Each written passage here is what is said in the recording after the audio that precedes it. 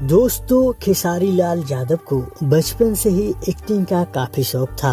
जब खेसारी लाल 14 साल के थे तो अपने दोस्तों के साथ भैंस चराने जाया करते थे और अपने दोस्तों के साथ खूब गीत गाया करते थे। और खेसारी लाल बचपन से मेहनती भी खूब थे। खेसारी लाल बचपन में दूध भी बेचा करते थे। हालांकि इनकी जिंदगी ने इन्हें सब कुछ सिखाया। कभी इन्होंने लौंडा बनकर डांस किया तो कभी इन्होंने 200 रुपया के लिए झाल भी बजाए। इनका जिंदगी ने इन्हें हर तरह का जिंदगी दिखाया। हालांकि खेसारी लाल अपने मेहनत के दम पर बीएसएफ में नौकरी भी पा लिए थे और सेलेक्ट भी हो गए थे, लेकिन खेसारी लाल का दिल वहां नहीं लगता था क्योंकि इनका दिल सिंगिंग और एक्टिंग में लगता था। फिर क्या था, खेसारी लाल बीएसएफ की नौकरी छोड़ दिए और दिल्ली चले गए लिट्टी चोखा बेचने।